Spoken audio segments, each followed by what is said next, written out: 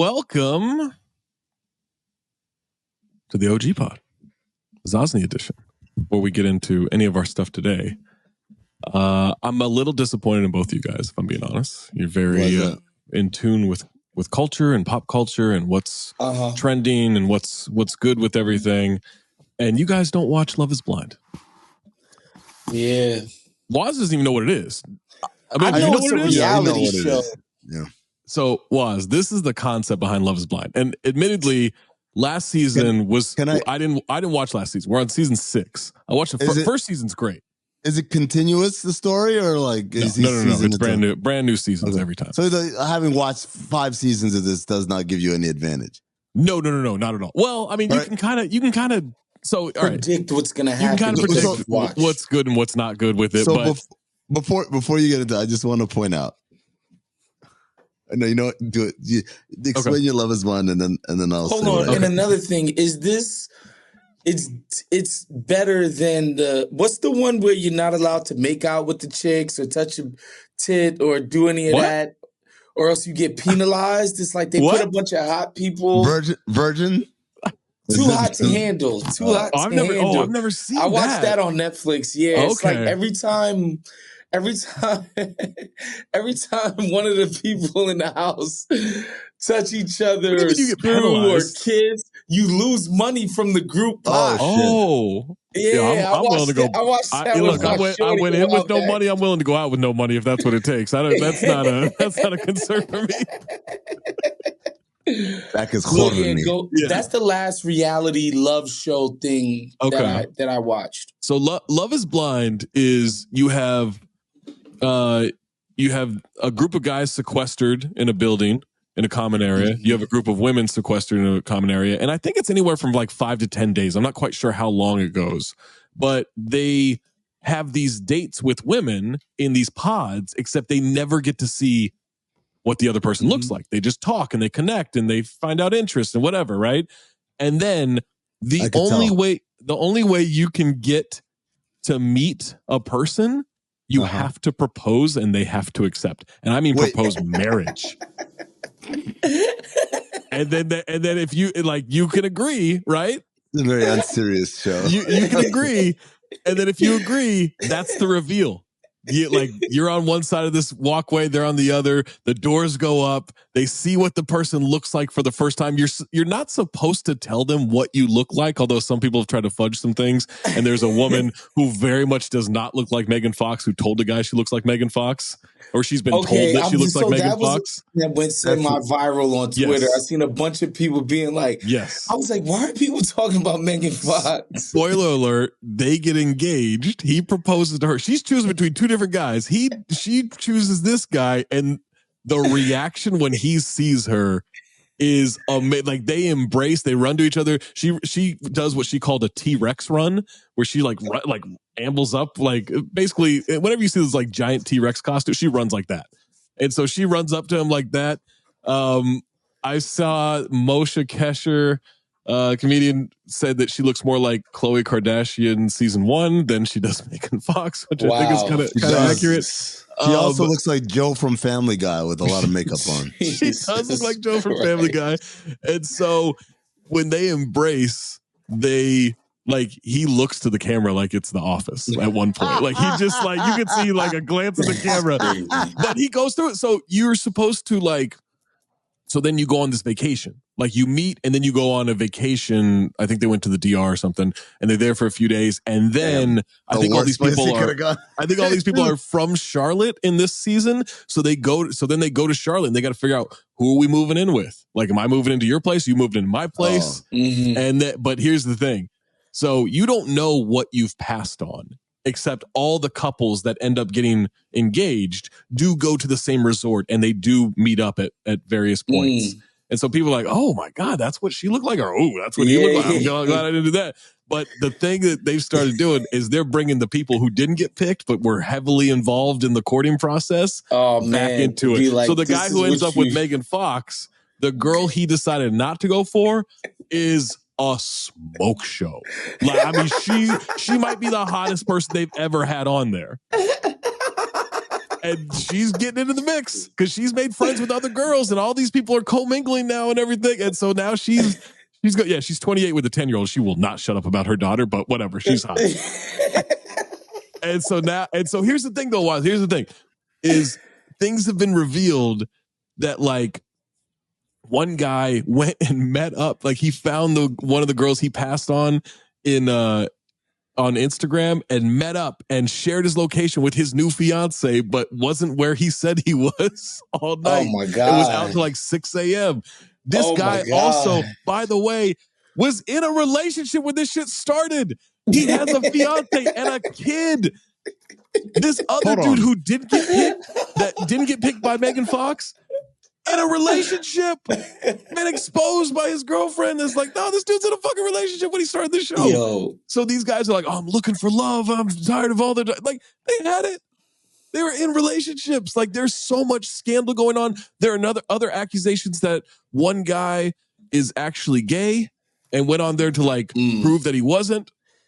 Lord have mercy. By the way, he had to prove he wasn't gay. Well, how do you do that? That's the allegation. I'm just saying that's the allegation. By not sucking a dick when presented to you, like just abstaining with all the guys going, "Ooh, I think I'm just abstaining from giving dome." Well, so like that's how you prove it. But here's the thing: he starts living with the girl he proposed to after they get back to Charlotte, and it's like 2 days, and he's just like, "Yeah, this isn't gonna work." And they just broke up. He's just like, yeah, it's not going to work. No hard feelings, though. I want you to know there's no hate here. This is the allegedly, yes. And so we got 2 more episodes that came out. So there are 9 episodes before today.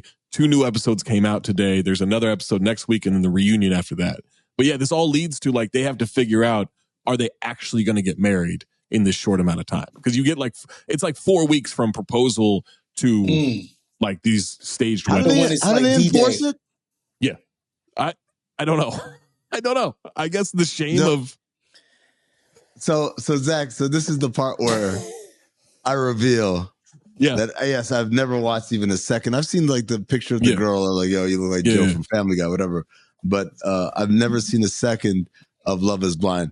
That has not stopped me from engaging in conversation. Oh my God, in the DMs. Oh my God. Oh, that's crazy. You seen that shit? Like, I'm such complete fraudulence. Yeah, I'll buy that.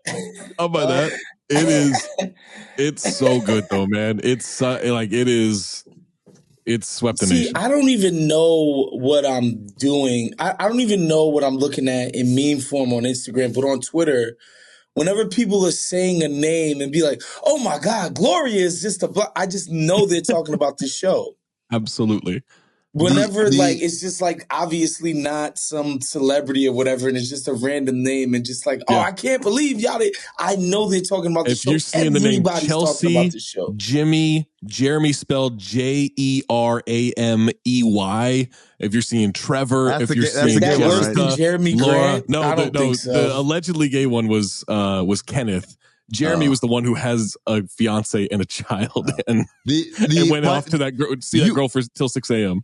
You left the worst part. The dude that ended up with Megan Fox, when he saw the girl that he was trying to decide against. Oh yeah, he just like starts complimenting her heavily in front of his girl. Wait. That's not even the one. That's a whole other one. That's another girl that he was talking to, but he wasn't deciding between those two. It's this girl AD, and so like, yeah, they see each other at the resort, and she's this like black girl who's like just stacked, right? And he's like, damn, her ass is incredible. Says it to Megan Fox, who then tells everyone out loud, oh, he just said this. And then he proceeds to talk to her for like an hour while just like, and Megan Fox is just standing there.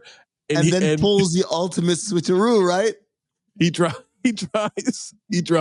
He doesn't pull the ultimate switcheroo, but he's talking for a long time. Not the switcheroo in terms of switching the girls. I'm the switcheroo of like, Megan Fox was like, that's so rude. I can't believe he did this. And he flips it back onto her and makes her feel guilty. Like, you're the one that said this and you're the one that did that. And then she's like, I was standing there the whole time watching you do this. He's like, you weren't there. And it shows a shot. She's like 3 feet to his left. And then another one. So the guy that ends up with AD is like this good looking black guy, like very suave, but all he's talking about, he's essentially this entire time has been soft launching that he's going to cheat on her. That infidelity like runs in his family. He saw his dad do it forever. All that like it like he is basically just setting up. You're gonna get cheated on. Like I want to marry you, but you're gonna get cheated on. So you just got to prepare for that. Like it's every conversation they have, and she's finally starting to be like, all right, I don't know about this. Hold on. Gonna Zach, get when did cheated you on. get onto Love Island? In my family. Love is Blind. Love Island's different. Love is Blind. Oh, Love is Blind. Excuse me. Season 1. It was. I think it. I want to say it started in the pandemic, or maybe it came out in the pandemic, or right before. But I watched it during the pandemic. Because I'm pretty sure Nick Lachey and the shorty do Too Hot to Handle as well. Oh, really? Oh, damn. I think this is their like thing. They're like a couple reality hosts. They run the Netflix empire. Netflix dating. Yeah, I watched seasons 1 through 4. Oh my God. So there's a show on HBO or Max or Discovery, whatever we're calling it, that they imported from Brooklyn, which is a similar concept, except the only thing that you see are the other people's private parts. Oh, is this the thing where like it raises up? Yeah. Like you reveal the feet and the legs. Hold on. Guess what? This was when I went to Scotland. Right, not New Year's, but the New Year's before. That's a show. That's a British show. Yeah, and it is just on TV. They just showed dick. Yes, they just showed dick. They show both. I mean, before you see the face, they slowly reveal each round more of the person's body from feet up. Yes, yeah, you'll see a dick. What's the name of the show? I forget. God, I can't remember what it's called. It's all over Max though, and it's like it's insane, incredible. It's really insane. No, that's crazy. This was the app that brought us like Succession and Naked Attraction and The Wire. Naked Attraction. That's what it is. Yes. And now it's just like you want to see dick. Yeah, that's what I'm saying. It's like the Discovery joint. So that's happened to me a lot of a few. That's a lie. It hasn't happened to me. It's happened to my lady a few times where, you know, like an interesting topic, we'll have like a docuseries about it, and she's thinking it's going to be HBO quality, and it's like, nah, it's a Discovery Channel. They don't do that. They turn HBO these quality things anymore, around like nothing. You know what I'm saying? Turns out that MILF Manor was not a documentary, huh? It's funny. It's on 30 Rock. They had this running joke that they had this TV show called MILF Island, where it was it was like 12 MILFs on an island and 12-year-olds like just trying to. I mean, but MILF Manor was kind of like that, bro. Yeah, it wasn't that far off. Is it messed up that I'm the friend that every time? I'm already going to say yes. I don't know what this is, but I'm going to say yes. A teacher ends up screwing one of her male classmates. Yeah. People just send it to me. Like, oh, damn. You're the guy. You know who would love this story? Waz. This is Wosny edition of the OG pod. I'm Zach Harper. That's Wosny Lambre. That's Amin Elhassan floating in. Floating. Guys, there's a lot going on in the world. First of all, let's say rest in peace to the legend, Richard Lewis. Passed at the age of 76. Curb. A movie that we have to do.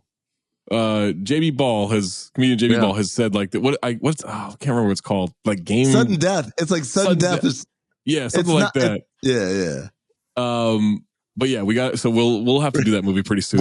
Richard Lewis plays a basketball coach in this movie, like a college basketball coach. I mean, a college basketball. Yeah. So this isn't even like CYO or high school. No, I don't want to give away. I don't want to give away the Game Day. Game Day, yeah. Richard Lewis plays Coach Steven Adler, a one-time high-profile Division I college basketball coach, haunted by the demon of having lost 5 championship titles. But hold on. I don't want to give it away because we are going to do this for Cinephobe, and I want the reveal on Cinephobe.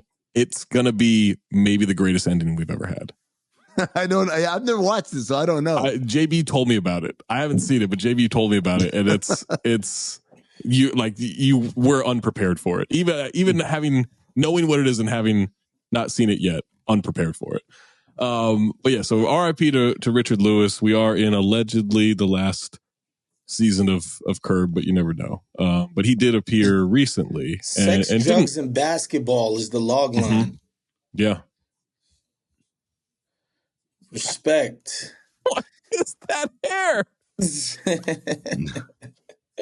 He's super young right there. Yeah. So that's coming to a xenophobe near you at some point. But guys, we've got a lot going on in the NBA. Let's start off with some officiating issues. Obviously, a big issue with the Pistons and the Knicks game the other night. We just got word from the league that the Knicks protest of the Rockets game, and the Rockets game has been denied by the league. But this was Monty Williams following a bad no call against Dante DiVincenzo. This was the addressing of the New York media after the game.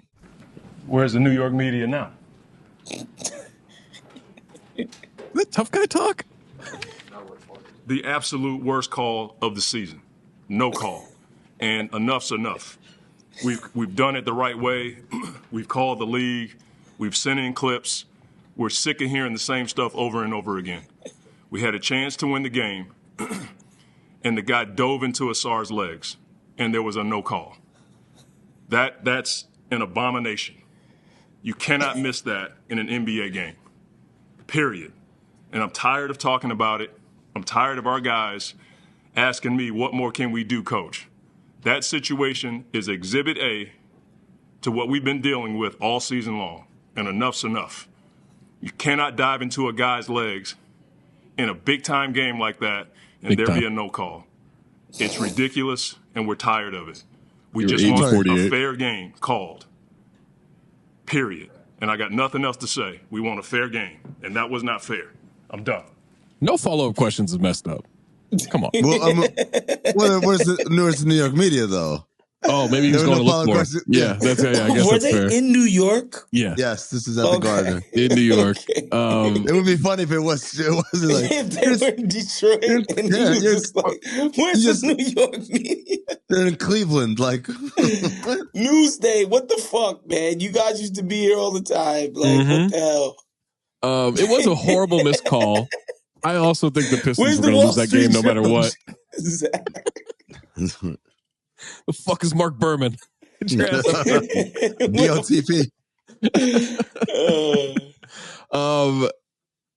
I love him calling it a big game. You were 8-48. A big time game. Big time game. 8-48. Well, you're not allowed to have big time games. Yeah, you have the longest losing streak in NBA history. You don't get to do that. And then in the wording, so when the league then denied today the Knicks protest of that ending against Houston, they told them that the Knicks were required to demonstrate there was a misapplication of the official playing rules.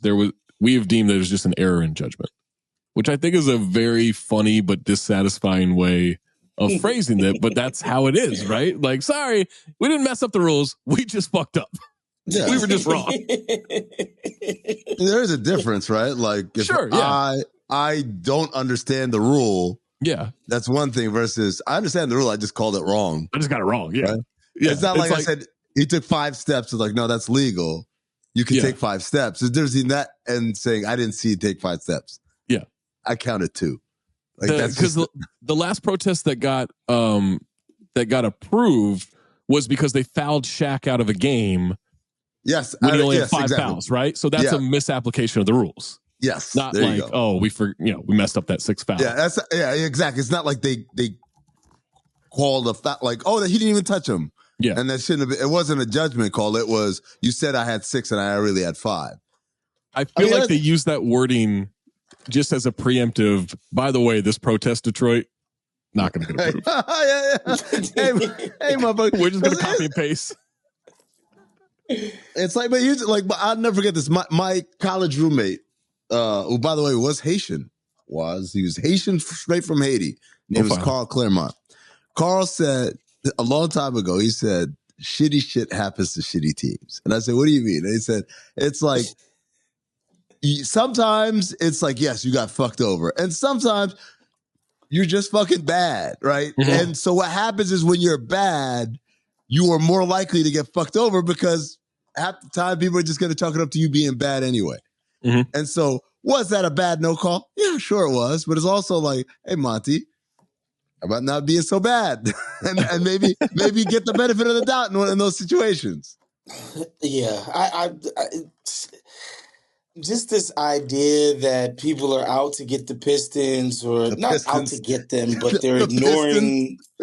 It's like, yo, how about Monty? Y'all could have just won the game outright. You know what I'm saying? Like, win some games, win more than 9 games, in the season. And I'm actually of the opinion that, like, I understand for him why he needs to frame it to his team that's full of young guys that this is a big game, because the Knicks are one of the better teams in your conference. Your season is going nowhere, but, you're allegedly trying to build towards something better than what you are right now. So you should be treating this Knick game as a huge game. It's just the rest of us know that it's not. The rest of us know. My favorite part is him telling us, like, I gotta go in there, and those guys are like, Coach, we did everything right. What more can I do? What more can I do? Shut your whole ass Ausar up. Thompson not shooting the teens from 3? You could do that. That might help. Well, that was the thing. They called the foul. He's a 59% free throw shooter. He's going 1 for 2 there. The Knicks are hitting a 3. We're done. Also, hey, Monty, how about this? How about stop playing guys who can't play? Right. Also, which was a problem for most of their season. Where they had to cut one and trade the other because he wouldn't stop playing these guys. I'm still surprised they got something for fucking Isaiah Livers, man. It's shocking. Yeah.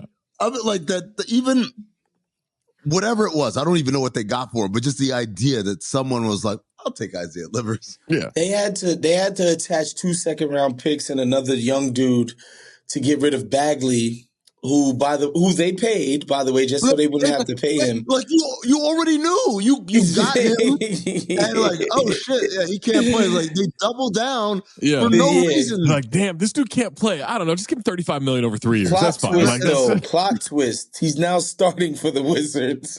who, by the way, are tied for the worst record with the Pistons now. Yeah. And it's all bad. And also, who plays for the Wizards? Isaiah Livers! Full circle. The scrub from the beginning of the story. I'm funny.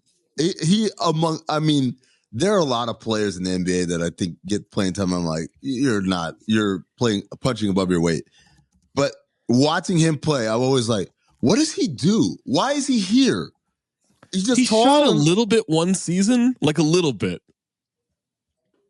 Where? I've never seen him make a shot. I've saw an obscene amount of Pistons games this year. I've never seen him make a jumper. Layups a couple of times, jumpers never.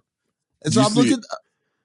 Did you see last night? Speaking of, Thanasis played the entire fourth quarter because the Bucks were killing the Hornets and didn't score. Went 0 for 2, missed the layup, missed 2 free throws, had a turnover. Yo, have the entire I showed fourth quarter. You guys the Thanasis low light reel? Yeah, I've seen it. It's so bad, dude. It's just him dribbling off his foot and bricking layups for 10 minutes straight. Yeah. Richard Lewis, heart attack. It's a heart attack. He was 76. He looks a lot older. I thought he was way older. Yeah. R.I.P. So, shouts to Pecking House Chicken in Brooklyn. The owner. Hold on. Eric is a fan. Here? What's happening? Wait. Hold on. No, I'm about to tell you because it's about a live read is happening. No. It's about the Wizards. The owner is like a fan, and I went down there to get some chicken while I was in New York. This is right before the season was starting, and the GM is a Wizards fan, and we had this conversation about. It's nice to be rebuilding and finally moving on. And there's reason to be optimistic. Maybe the Jordan Poole thing will turn into something. Sure, yeah. Poole's still a good player. Blah, blah, blah, blah, blah. Who knows? Kissbird, Koulibaly might be interesting. You seen Denny Avdia cut to the basket? Come on, man. Right. And then I went there maybe like 2 months later. I was there for Christmas, and I hit him up. I hit them up to be like, yo, I'm about to pull up. Like, are we good? Blah, blah, blah, whatever. Yeah, of course. And then I see the GM dude, and he was like, yo, man, I almost went on break when you came. I was ashamed of all the optimism I had before the season. It was shameful. Hey, man, I like looking people in the eye who I told, yeah, this Wizards season's going to be fun and yada, yada, yada. I predicted now you're Jordan starting Poole. Marvin Bagley, the third. I predicted Jordan Poole was going to win the scoring title.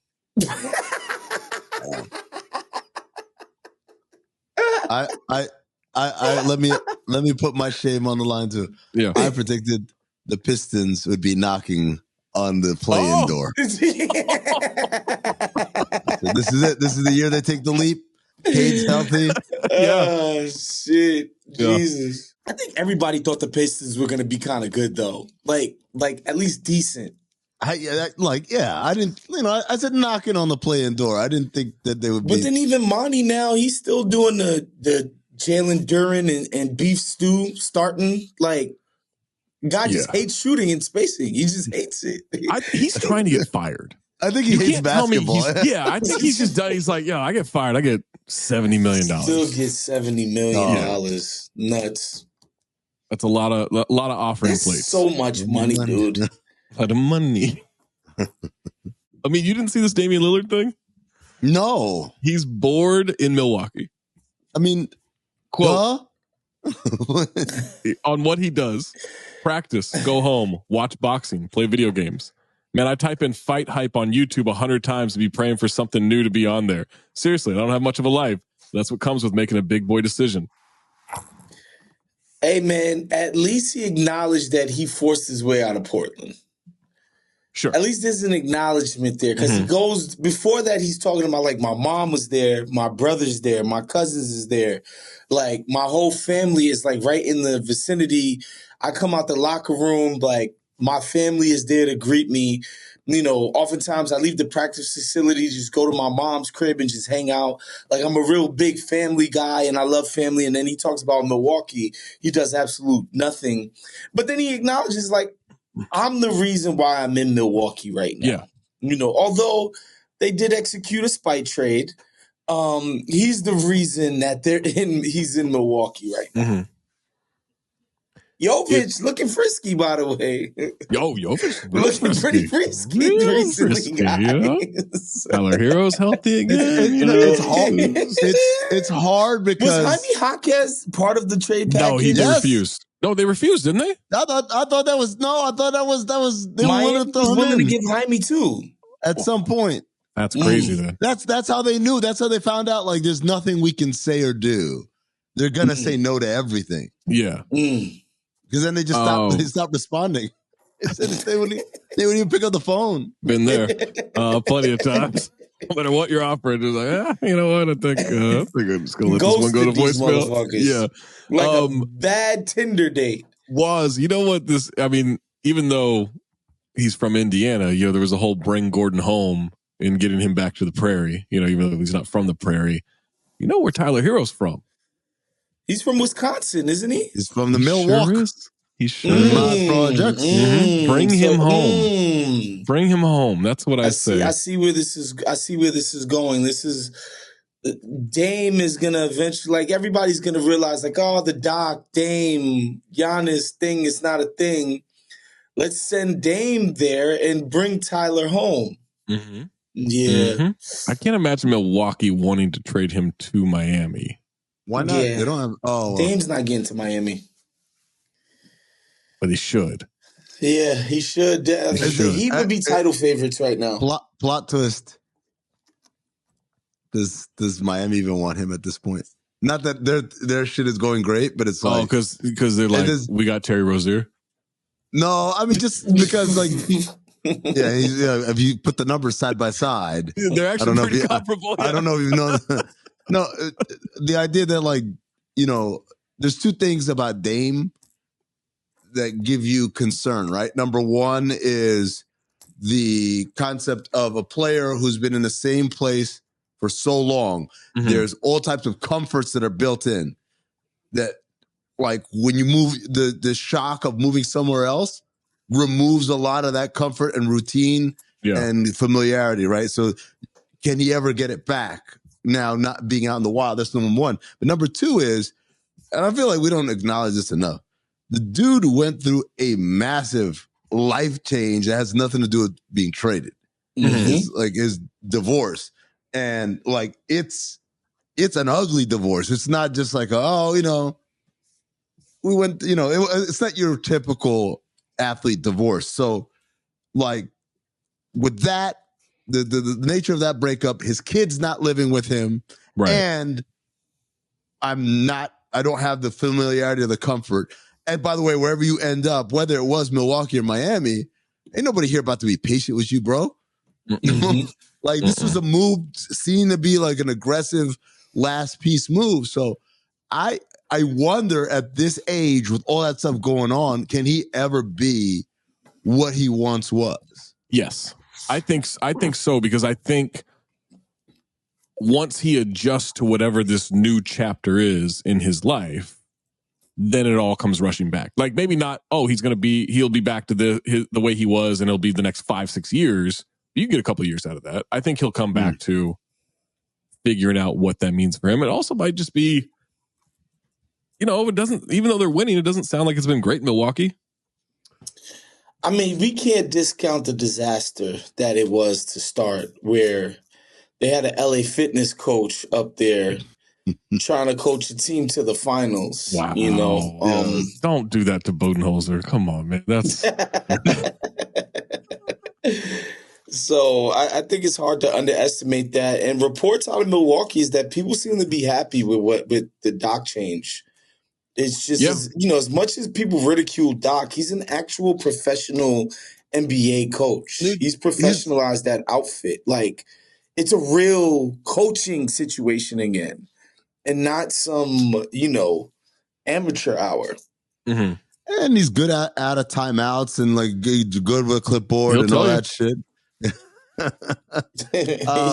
Has he talked about being good out of timeouts? Oh, he credited himself one after one game. It might have been after a loss, and he was like, that out of timeout play that we ran. Like, that was me right there. That's the LA Fitness coach thing reminded me. I haven't talked to you guys about like my child playing in an AAU tournament and my introduction to AAU basketball. Okay. I had no fucking idea. I had no clue, because you gotta understand, like, we've been talking about this with a couple people, like, how is you're around basketball all the time? How did you not know? I'm like, because like by the time they get to me, that's like the fucking elite of the elite of the elite. Like, and now you see it up close, and you're like, this is awesome. What a great style of basketball. What a great system we've got going here. I'm gonna some of it is. It varies, right? I think we all know that. It varies. Yeah. Some programs are good, some programs are not good, right? But I'm just talking about like the whole mechanism. So we go out, it's a place, it's at a compound 20 miles east of where I live, which is already on the east side of town. That's a trip. We drive out there, it's in the middle of nowhere, and then all of a sudden, there's like, after you get off the freeway, there's legit traffic patterns. Like dark red line on Google Maps, traffic patterns. We get there. Think of the biggest mall you've ever been to. Okay. Mall of America. Right? Okay. Think of the parking lot at Mall of America, right? A lot of spots, right? Yeah. Right? And you've probably never or rarely seen them all full. The reason why they have all those spots is literally for one day. It's for Black Friday. And on Black Friday, all those spots are full. It was the size of a big mall parking lot. Every fucking spot was full. Not just that, but like I had to park in a dirt lot that was adjacent. Like, and no lines, nothing. It was just like people double and triple parking on grass and dirt and gravel. There's pickleball courts and tennis courts and fucking soccer fields and baseball diamonds. I walk in, there's 8 billion basketball games happening at the same time. Yeah. And the guy says to me, are you here for the tournament or for the league? I'm like, there's multiple shits going on. So I go, I say, I guess the tournament, I know we're not in a league, so it's the tournament. It's like, okay, you need a wristband. Where do I get the wristband from? We'll talk to that guy at the desk over there. Talk to that guy. You need to talk to that guy at the door over there. Okay, talk to that guy. You need to talk to the girl at the ticket window in the front. I'm like, okay, go there. And I said, I'm here to watch my child play. And she says, I shit you not, that'll be $48. What? Wow. 48 American to watch my own child play. Meaning, I paid more to watch my 13-year-old play basketball than I have in 25 years of covering fucking NBA basketball. I have not paid that much money for an NBA ticket. Maybe not even NBA. Fairness, I mean, like if you know, obviously you're getting credentialed, you're doing the bougie thing or whatever. You know, you're showing up to some NBA sponsors, what you would call a suite or whatever. But like, if you go to like Memphis right now, their next game against the Hawks is probably there's tickets for professional basketball that'll be in the 20s or 30s. That's my point. Like $48, $48 is insane. But you know, okay, so I pay it and I go and I watch and like. Like I said, there's a million games going on. There's nothing but a cacophony of whistles and fucking buzzers. And I'm like, how does anyone know? Is that our game? Is that game?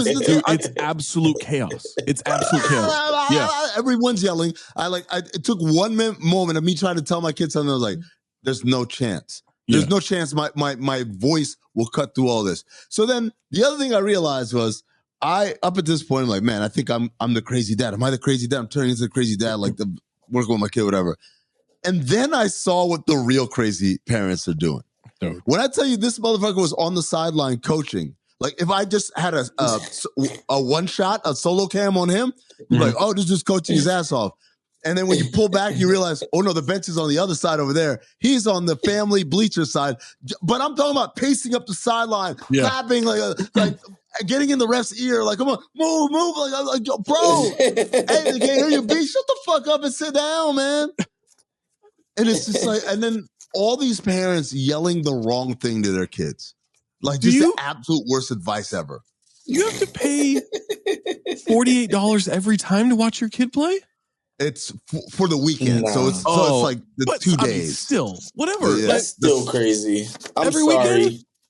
What's up? That's still crazy. Well, once it fires up, it's still this is like so early because like the AAU season has not kicked in yet. Like not kicked in hard. Jesus Christ, dog. All right. Well, but it's like my dad was there, and I was like, "Yo, just count how many people you see in here. First of all, how many fees for the kids to be in here? Yeah, then, like I mean, it's an AAU fee. It's a bracket. Then, like every parent in here, too? What? Your dad had to pay $48 too? Yeah, because I was flying from New York, so I had to go straight to the gym. That's crazy. So, but yeah, they got $100 at the Elhassan family. By the way, bottles of water like this size right here, 16, 20 ounces, $5. $5. Come on, man. Dog, those are Postmates prices. Food courts, and like it was crazy. Honestly, every single one of these people paid $50 to get in here, $5 for a bottle of water, $15 for a burger or whatever, because you're there all day. That's the other thing. It's not like 10 a.m., noon, and no, our first game was at 10 a.m. The second game was at 2 p.m. What the fuck am I supposed to do for 4 hours or 3 hours, I guess, in between? So it was just insane. They're printing money. Everyone's printing money. Before we go to the Patreon section, what's the dumbest thing you heard a parent yell to their kid coaching? You got to be selfish. Like the kid literally made a really good play. Like that's crazy. That's like, fucking insane. Double team with a salt triple, sees a teammate under the basket, like whips the pass, threads the needle. The ball hit the kid in the hands. The kid doesn't catch the ball. Sure. All right. Yeah. It's a good ass pass though. Yeah. You gotta be selfish there. I'm like, selfish? Selfish for what? That is great parenting advice. We are going to continue on to the Patreon. We're going to be selfish. We're going to put this next segment on the Patreon. We are talking Draymond Green talking to Taylor Rooks. I have not seen this. I have no idea what this is. Waz wants us to react blind to it. Patreon.com/countthedings to become a Patreon subscriber and get this extra content right here. This is fantastic. All right, Waz, Patreon edition of Zosny OG Show. And this is an interview that Taylor Rooks and Draymond Green did. Now, I did watch them on the Altcast during All-Star Sunday, during the All-Star game, and it was... I enjoyed it. Terrible. I enjoyed it. I don't know. I mean, it's wrong. It was terrible. It was but terrible. This is an interview that they did by a Bleacher Report. And so I have not seen this. I don't know anything. I don't know what they're about to talk about, but here we go. When that video first came out, I watched that video all day. Leave it, go do something else, come back to the video, watch it again. Because that video had me form an opinion about myself. What? And I was sitting there, and as someone who was involved in the incident, I totally forgot in watching that video everything that went on. Because in the video, you watch an audioless video, you watch a 3-second clip of me walking up and I swing. That's true. And, like, that's what you see. There's no context there. That video was put out there like that to portray me the exact way it did. Yeah. Does that mean I was not wrong in what I did? No. No, that does not mean that. It's got a pause there. 100% was the wrong reaction. A moment of silence. On the flip side of that, also dealing with my team, whose sentiments also changed once the video came out. This was meant to form an opinion about me and not give another side to it. Like, not even allow another opinion to be formed. This video was put out just like this. The video coming out, you feel like, was like a calculated thing for the video to come out? 100%.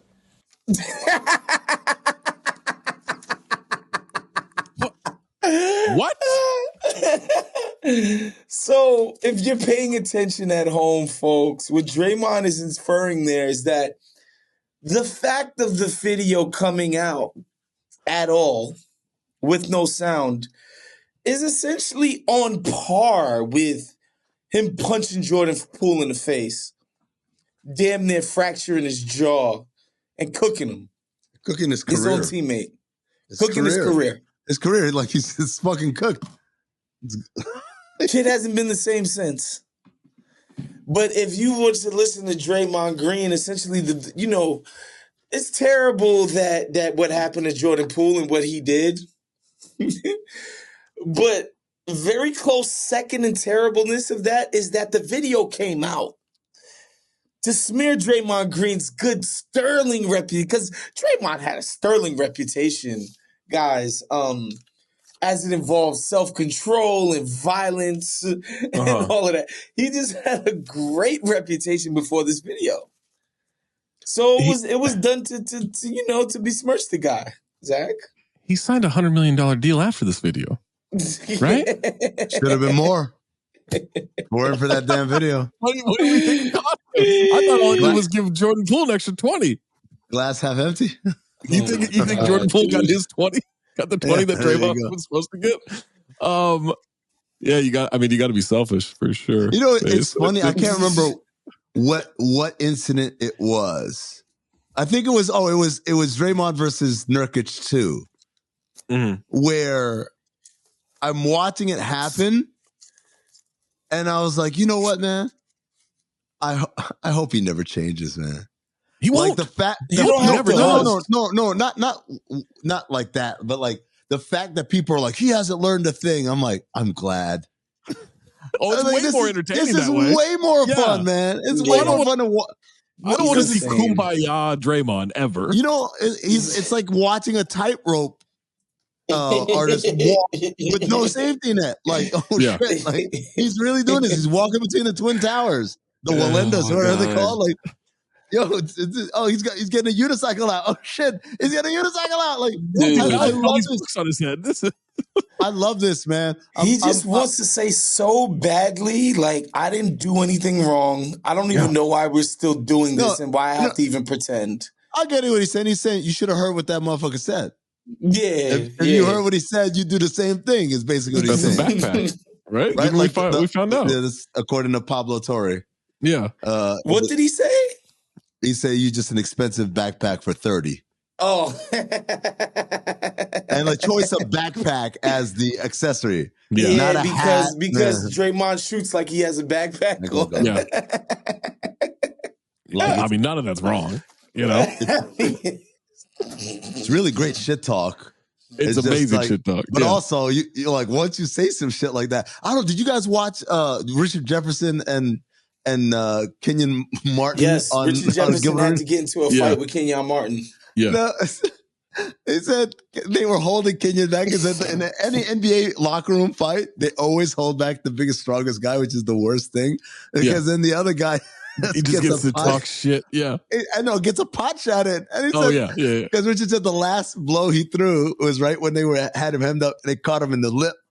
And he had to get stitches. He's like, shit.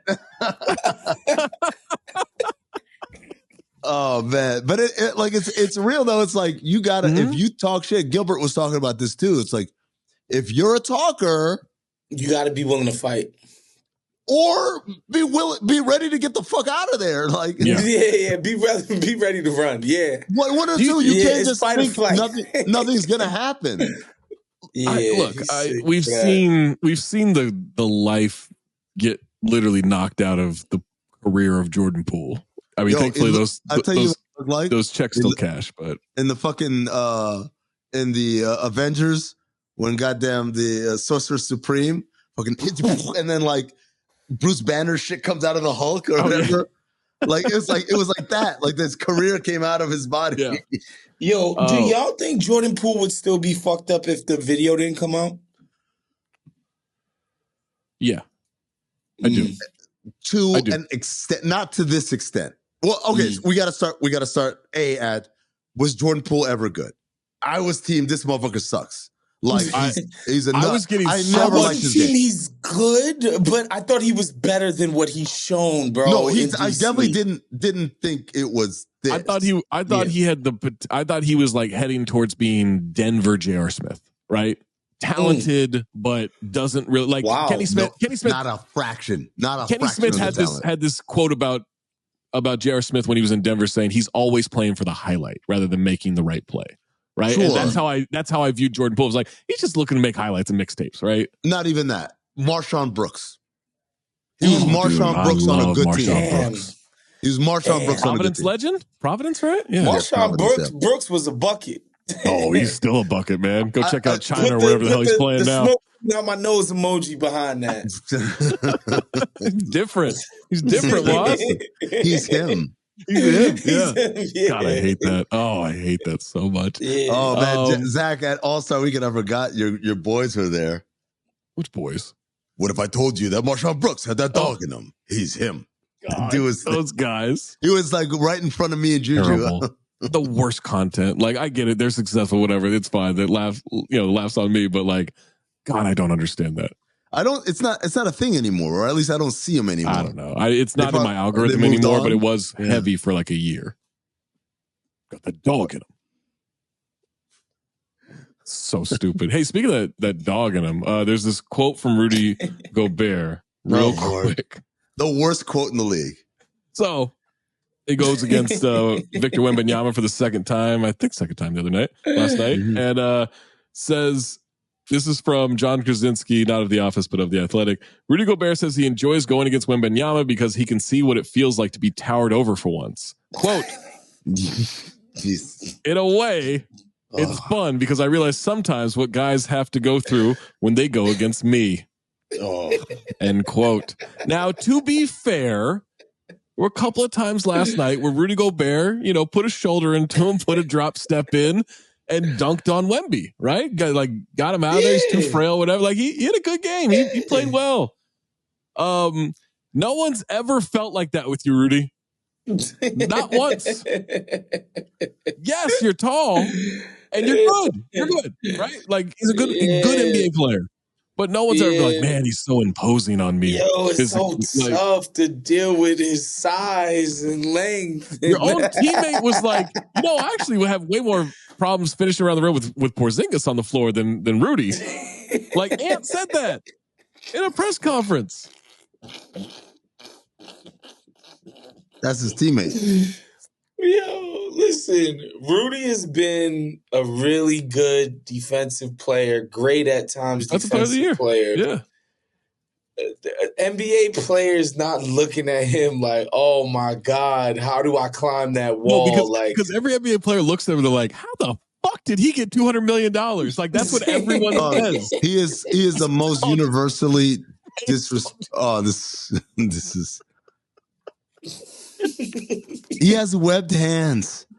his webbed hands, and that explains why he can't throw up a jump hook at all. Oh my God. I just loved the caption for the announcement that his significant other is pregnant is legacy. Yeah, because the Rudy's name, the Gobert name is gonna live forever. Lives on. The skin between his pinky and ring finger is not only it's like a lot more skin there, but also it's a different color. It's it's like he's got an uncircumcised penis going on, but on his hands. You know, like when the motherfuckers pull back the shit. This guy is sick. You know how when the motherfuckers pull back the shit. Yeah, you know. My God. Jesus Christ. And you mimed like you had a sack of potatoes. That's going to do it. Congratulations to the Goberts. That's going to do it for this edition of Zosny on the OG Pod. Thank you for subscribing on Patreon. Tell your friends.